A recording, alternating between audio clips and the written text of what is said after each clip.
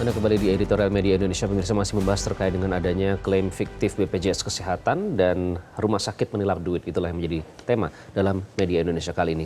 Kami berikan Anda kesempatan untuk berpartisipasi. Kita akan sapa. Ada Bapak Ondo di Bekasi. Pak Ondo, selamat pagi. Selamat pagi, Bung Iqbal. Selamat pagi, Bung Jaka. Bagaimana reaksi Anda mendengar ini, Pak? Rumah sakit yang memberikan klaim fiktif BPJS untuk kepentingan pribadi. Iya. Ini bukan hanya memalukan ya Mas Iqbal, tapi sangat-sangat menjijikkan. Apalagi ini, Asabri ditilep, asuransi Bumi Putra ditilep, asuransi kesehatan ditilep. Gimana pula nanti asuransi kendaraan bermotor. Jadi rakyat ini bingung saja kerjanya.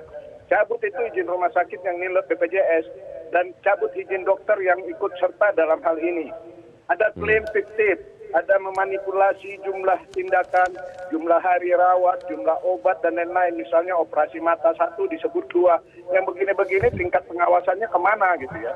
Rumah sakit swasta 2 di Sumut dan 1 di Jawa. Ini jangan-jangan nanti ada juga rumah sakit Pemda ya.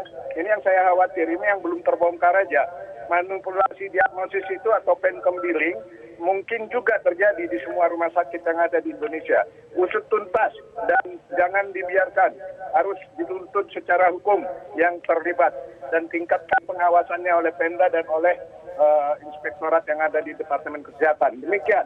Oke, baik. Terima kasih Pak Ondo dari Bekasi, Jawa Barat. Jadi termasuk semua yang terlibat dokter, manajemen kalau perlu ditindak hukum. Memang harus itu yang diperlukan. Oh iya, korupsi itu kan tidak mungkin dilakukan oleh 1 atau 2 orang. Biasanya kan dilakukan oleh banyak orang. Jadi kalau kasus-kasus seperti ini hanya sekedar tidak dilakukan penindakan yang serius seperti tadi Pak Ondo bilang harus ada penegakan hukum, ya saya pikir akan terus terjadi karena tidak ada efek jera. Jadi tidak cukup mereka hanya mengembalikan klaim fiktifnya itu. Tidak cukup mengembalikan duit yang harusnya masuk ke BPJS Kesehatan, tetapi harus dilakukan penindakan hukum dan sanksi administratif. Dan sebenarnya kan tidak hanya modus klaim fiktif, ada modus lain tadi Pak Ondo juga sudah sampaikan. Dan dengan manipulasi diagnosis, manipulasi berapa lama perawatan, rekam medis, obat dan segala macam. Dan itu nilainya tidak sedikit. Kerugian negara yang diakibatkan oleh praktek-praktek langsung seperti ini tidak sedikit. Masyarakatnya nggak tahu apa-apa ya Mas Jaka ya?